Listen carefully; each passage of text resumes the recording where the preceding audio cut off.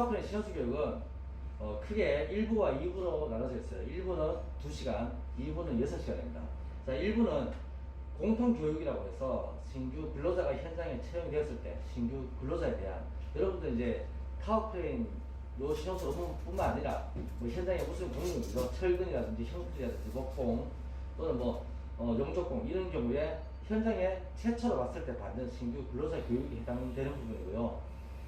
자, 이렇게 해서 1부가 2시간이고 2부는 특별교육, 타워크레인 신용수 특별교육으로 해서 6시간을 합니다. 타워크레인 신용수만 받는 교육이, 특별교육이 6시간이죠. 거기에는 이제 중거리라든지 또 타워크레인에 관한 부분, 또 신호수, 신호물에 관한 부분들을 교육을 하도록 하겠습니다. 자, 우리 회사는 프로메카라고요. 이제 수원에 위치했습니다. 그리고 건설장비 검사업체고요. 구속회사도예요, 저희들은. 구속회사도 하고 이렇게 교육도 하고 있고, 저희가 하이닉스, 2000 하이닉스를 1년 했어요. 그리고 삼성물산 등록업체고요. 자, 일부 공통교육을 하도록 하겠습니다. 자, 동영상부터 보도록 할게요, 함께.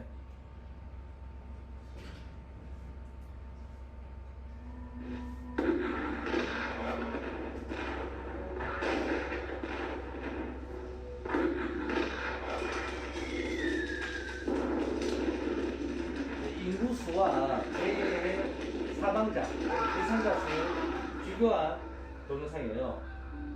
월남전 사망자가 5,000명 정도 되는데 2010년 사지 사망자는 한 2,000명 정도 된다.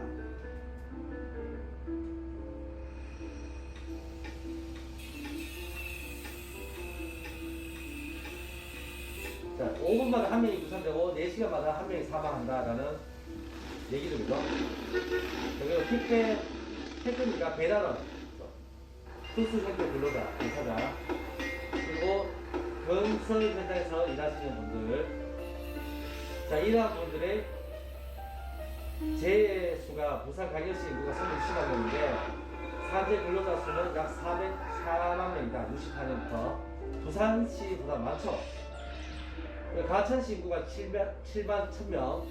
그런데 64년부터 발생한 산재 사망자 수는 7만 7천명. 가천시보다도 산재 사망자 수가 훨씬 많습니다.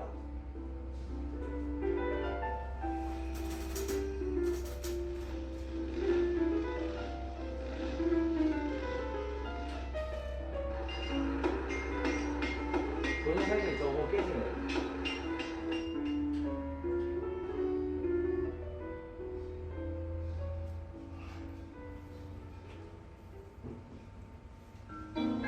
자, 공단에서 이렇게 급한 동영상으로 먼저 시작을 했고요. 자, 요 목차입니다. 목차인데 조금 지루한 부분들이 있어요. 이 이제 신규 근로자 채용 교육은 여러분들이 많이 받아보시다시피 좀 많이 지루하죠. 자, 신규 입사자의 직장 생활 부분이에요. 자, 처음에 신규 입사자가 직장에 들어가면 어떤 상황이냐. 자, 회사 또는 직장이라는 것은 뭡니까? 내가 집에서 지내는 시간보다 일터에서 일하는 시간이 동료와 마주하고 함께하는 시간이 더 많아요. 그죠? 보통 8시간 있잖아요. 그죠? 자, 그리고 집에도 뭐 사실 잠자는 시간 빼면 집에서 생활하는 시간이 더 짧습니다. 자, 그렇게 우리 직장과 일터는 굉장히 중요한 부분인데 산재가 발생한 산재가. 자, 여기서 여러분들 산재 주변에서 바로 일하면서 보거나 겪어보신 분 계세요? 안 계시죠? 근데 아무런 이제 사고가 나기 전에는 아무런 생각이 없을 수가 있어요. 근데 설마 나겠어. 근데 이걸 겪어보신 분들은 더 조심하게 되고 더 이제 신경을 쓰게 됩니다. 자, 신규 입사자가 건설 현장이나 제조 공장이나 또는 뭐 여러 산업 현장에서 채용이 되면 기존에 일하시던 분들보다 산재율이 더 높아요. 자, 우리가 운전을 해도 언제 사고가 많이 나요? 최초에 하고 3년 내에 사고가 제일 많이 납니다. 그리고 능수 계시면 사고가 줄어들죠, 거의.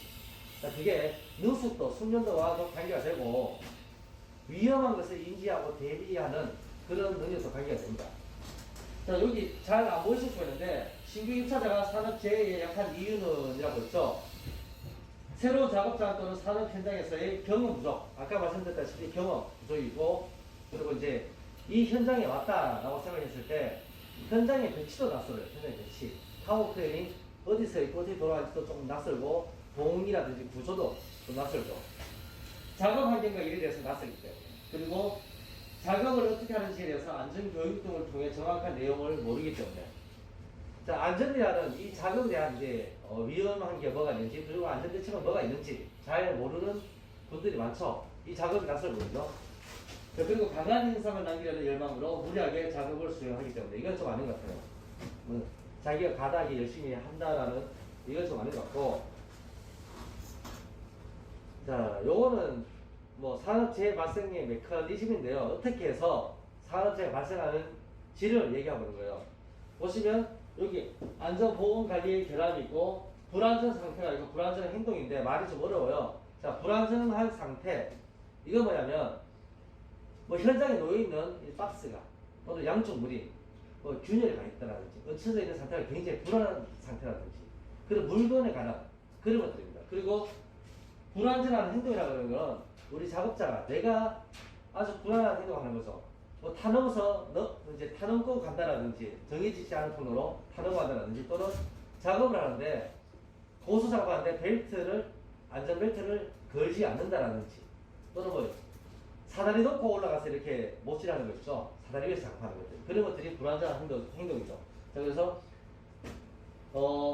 물리적인 것에 기인하는 불안전한 상태, 그리고 사람에 의한 인적인 원인에 의한 불안전한 행동, 이것들이 사고로 발생이 됩니다. 그리고 이제 자꾸 미스 사고, 작은 사고들이, 아차하는 사고들이 늘어날수록 많을수록 언젠가 큰 사고가 한 번 나는 거죠. 그래서 안전관리자들은 작은 미스 사고나 작은 이제 상해 사고 이런 것들을 최대한 잡으려고 하는 겁니다.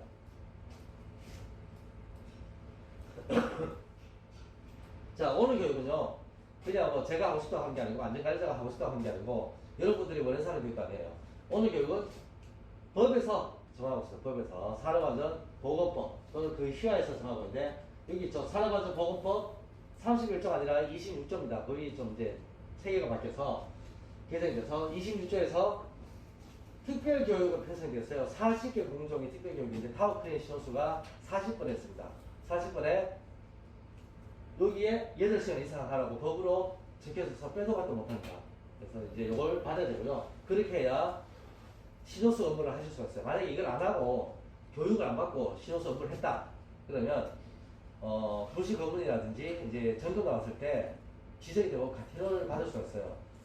최초에 여러분들 좀 귀찮긴 하지만 이 교육을 안 받게 되면 감독관이 나와서 지적을 했어요. 어떻게 되냐면 처음에 벌금 10만 원 나온다. 한 명당. 두 번째 20만 나와요. 세 번째 50만 나와요. 받을 때까지 벌금 나옵니다. 차라리 처음에 받고 마는 게 낫죠.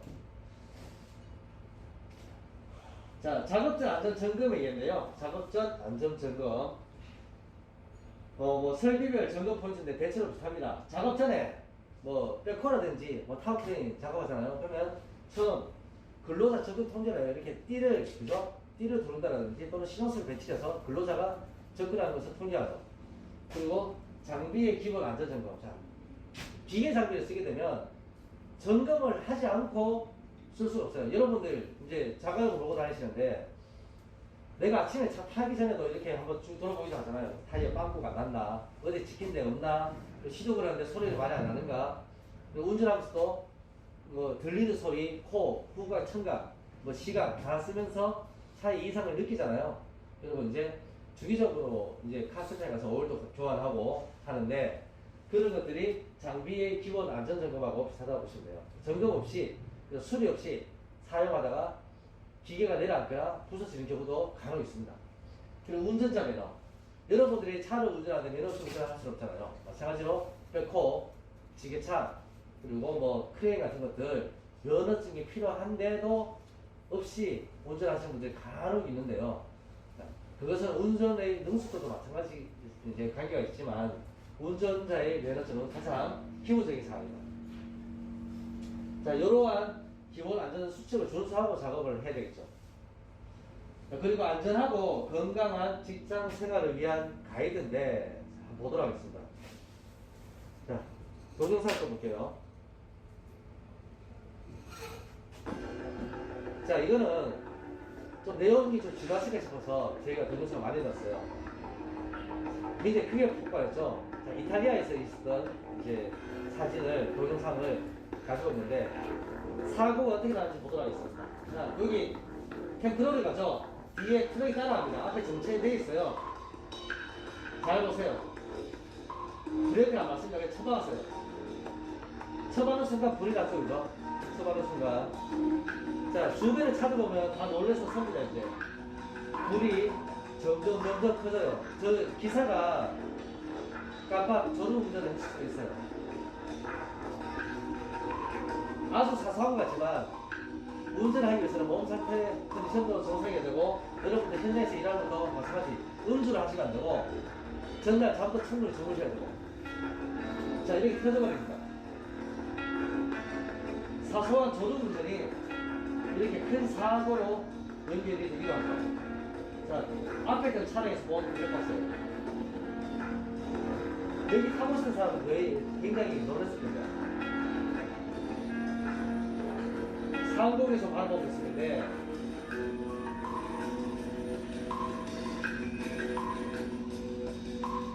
교각 상판, 콘크리트 상판에 내려앉았어요.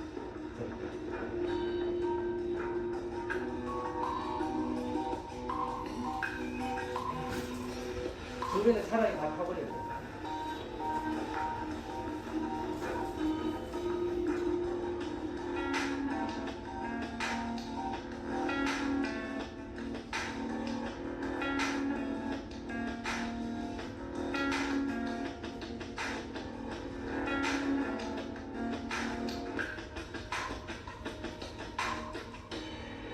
자, 이렇게 자신의 사소한 졸음운전이 큰 결과로 올 수 있습니다. 그래서 이제 여러분들 현장에서 이제 아침에 출근하시면 전날 이렇게 가음하신 것도 있잖아요. 굉장히 사고로 연결될 수 있기 때문에 전날 약주는 많이 드시지 마시고 다음날을 생각해서 조금 드셔야 됩니다. 자, 여기 보시면 이제 산업안전 검역 및 안전 규정 등의 준수에 관한 부분인데요. 여기 보시면 뭐 산업안전보건법에는 근로자의 의무가 있어요. 자, 현장에서 사고가 발생하면 누가 제일 먼저 처벌받습니까? 근로자가 먼저 처벌받는 게 아니라 대부분은 관리 감독자가 관리 부실로 처벌 많이 받아요. 여러분들 이제 현장에 있다 보면 한 번씩 못된 관리 감독자 있죠? 막 개거품 부르고 막 욕하고 막 하는 사람 있잖아요. 근데 그까지는 하면 안 되겠지만 그런 면을 한편 더 이해해 주셔야 돼요. 왜냐하면 사고가 나면 거의 10중 8구는 관리 감독자가 처벌받습니다. 원인은 사실은 근로자인데 관리 감독자 하지 말라고 막 하잖아요. 그 이유는 관리 감독자도 처사시키려고 과정이 있어요. 그래서 이제 중대재해가 났다 그러면 잘못하면 깜방합니다. 깜방하면 빨간 죽이죠. 치지를 못해요. 그런 면에서 나도 근로자도 과정을 이제 꾸려나가는 사람이지만 관리 감독자도 마찬가지로 과정이 있는 사람이에요. 그런 면에서 이제 잘 협조해 주시고 좀 한편으로 이해를 해 주시면 좋을 것 같습니다. 대부분은 그런데요. 법에서 이렇게 적혀 있죠. 모든 처벌은 그 원인자가 누구냐를 따집니다. 원인자. 자, 원인자가 누구냐를 따지는데 원인자가 신호수나 유도원이나 운전자에게 다 같은 근로자인데 원인이 있는 경우에는 작업을 하지 말라고 했는데 작업을 한 경우에는 그 근로자가 처벌받아요. 작업 계획서가 없는데 일을 했다. 그러면 팀장이 시켰다. 반장이. 그럼 반장이 처벌받는 겁니다. 그런 이제 처벌 사례도 있기 때문에 작업 계획서도 잘 봐주시고요. 이제 그리고 관리자들 지시 잘 따라주시고 그리고 뭐 현장에서 안전하게 일을 해 주시면 될 것 같습니다. 자, 요거는 작업 복장이에요. 작업 복장. 요게 건설업의 작업 복장은 아니죠. 뭐 제이지나 펄프 공장 이런 경우에 이렇게 이제 작업 복장을 할 수가 있는데 각 공정마다 업종마다 작업 복장이 달라요. 건설업의 작업 복장 그리고 뭐 또 신호수가 좀 다르죠. 그리고 이제 뭐 제조업의 기계업의 작업 복장 또 뭐 화학 공장의 작업 복장이 다 다릅니다. 맞는 공정과 그 직종에 맞는 작업복을 따라줘야 됩니다. 자, 보호구의 종류인데요. 다들 아시죠? 안전모 그리고 그 마스크. 지금은 이제 저도 이렇게 마스크를 쓰고 있습니다. 근데 이제 지금 최근에 코로나 때문에 그 많이 이제 마스크가 생활화됐죠. 우리가 원래 마스크를 잘 끼지 않는 그런 이제 경우였는데, 자, 여러분들도 지금 제가 보니까 지금 마스크 대부분 안 하셨잖아요. 근데 지금 코로나가 내려가다 다시 또 100명대 또 올라왔지 않습니까? 근데 코로나가 경증 환자도 있지만 중증 환자가 중증 환자가 되면 후유증이 심하답니다. 다 나아도 그냥 단순히 감기가 아니에요. 다 나아도 머릿속이 뭐 얼빠개진다든지 멍청해진다는 거죠. 머리가 명쾌하게 돌아가지 않는다. 또는 이제 호흡이 이제 어렵다. 기저질환이 생긴다는 거죠. 그리고 피부에 이제 색소가 침착되는 경우가 많이 있답니다. 그래서 뭐 현장에서 일하실 때도 그렇지만 불편하시겠지만 마스크를 다들 생활해 주시고 밖에서도 하실 때 꼭 하시는 게 좋습니다. 그리고 이제 밖에서 누굴 만나잖아요. 지금은 좀 그래요. 마스크를 안 하는 게 마스크를 하는 게 예예요. 마스크를 안 하게 되면 좀 예절을 안 지키는 상황이 되어버리는 경우가 많습니다. 그래서 마스크를 생활해 주시기 바라고요.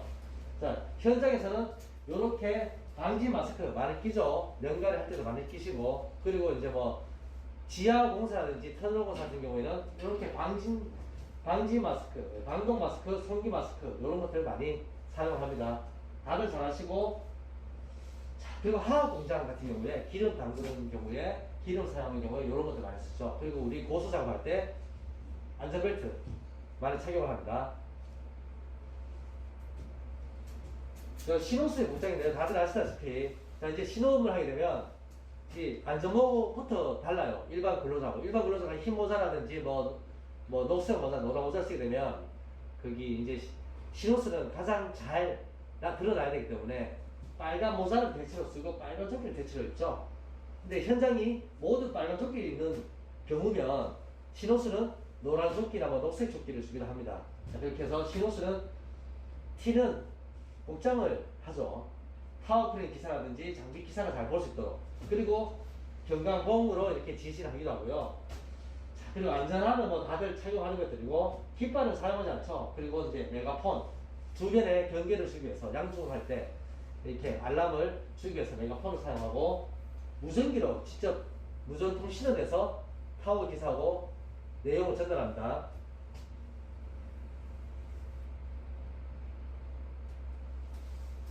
자, 안전보건 표지판이라는 건데요. 현장에 가면 이렇게 비치된 것도 있어요. 비치되거나 붙여놓거나. 자, 여기 교육장에 보면 사실은 저쪽에 저 끝에 뒤에 출입문 쪽에 비상구라고 표시가 되어 있어야 되죠. 잘 안 되어 있는데, 자, 안전보건 표지판을 그런 것들을 포함해서 어떻게 행동에 대한 뭐 금지라든지 안내라든지 지시를 하고 있는 것들이에요. 자, 현장에 이렇게 출입 금지 붙이는 것들이죠. 여기 해당이 됩니다. 자, 빨간 거 다들 아시죠? 빨간 거 색깔이 강합니다. 강렬하죠? 금지의 의미. 이제 차를 타고 운전하다 보면 일반 통행, 그죠? 일반 통행에 대해서 반대편에서 오는 것들은 출입 금지 표시되어 있죠. 자, 빨간 것들, 요것들은 금지에 관한 규정이고요. 뭐 여기 금연, 그죠? 자, 그런 것들이 있고, 사용 금지 있고, 자, 하기 금지. 잘 아시다시피. 자, 노란 거는 빨간 것보다 좀 약합니다. 경고의 의미죠, 경고. 조심해라라는 의미인데, 뭐, 인화성 물질 경고, 그리고 폭발성 물질, 그죠? 경고, 독극물, 해골 바가지, 그죠? 그리고 이런 것도 있고요. 자, 뭐, 이게 인약물, 이런 것들 있고, 낙석 경고, 뭐, 이런 것들 있죠. 자, 미끄럼 주의. 자, 파란 거는 조금 우리가 안전하다 느끼는 겁니다. 저 뒤에 보면 다 있네, 저 뒤에. 맨 뒤에. 있고요. 맨 뒤에 크게 있네요. 자, 파란 거는 어떻게 해라. 자, 위험하지 않은데, 위험하다는 얘기가 아니고요. 자, 어떻게 행동을 해라라는 의미고, 녹색은 안내 표시. 자, 십자가. 자, 구호 표시, 그죠? 응급 구호. 그리고 비상구 같은 것들이 있어요. 그리고 직접 표시하는 하얀색 표시에 글자를 쓰는 직접 표시하는 것들이 있습니다. 자, 작업장 구내에서 통행시 주의사항인데, 자, 보통 건축 현장에서는 그렇게 빡세진 않아요. 그런데 이제 뭐 하이닉스라든지 삼성 이제 고덕 현장 같은 경우에는 현장 다닐 때 주머니에 손 넣고 이렇게 가면요 바로 아웃입니다. 왜냐하면 주머니에 손 넣고 이렇게 하다가 내가 발을 접지르거나 땅바닥에 뭔가 발이 걸렸을 때 손을 빼고 짚어야 되는데 주머니에 손 넣고 가면 짚을 수가 없죠. 자, 그래서 통행을 할 때는 주머니에 손을 넣지 마라. 그리고 사람은 우측 통행으로. 우리가 옛날에는 일본 따라 좌측 통행이었습니다. 근데 이제 그게 바뀌면서 유럽식으로 우측 통행으로 됐죠. 자, 그리고 이제 뭐 그런 경우도 있어요. 현장에서 이렇게 전화하면서 휴대폰 하면서 통화하면서 걸어가는 경우에 이제 다른데 큰 현장 가셨을 때 하이닉스라든지 또는 뭐 삼성 고도 현장 가셨을 때 통화하면서 가면요 또 아웃이 바로 나가라 돼요. 아웃이에요. 왜냐하면 우리가 운전할 때도 똑같습니다. 운전할 때도 통화를 하면 경찰한테 시간 잡잖아요, 그죠? 네. 스티커 끊습니다. 그런 식으로 마찬가지로 이제 주의 경계가 산만해지니까 주의 경계를 집중하지 못하기 때문에 통화를 절대 못하게 해요. 통화를 원하면 안전한 장소에 들어가서 통화를 서서 해야 되고요. 움직이지 말고 또는 블루투스를 사용해서 이제 통화를 하게 되어 있습니다.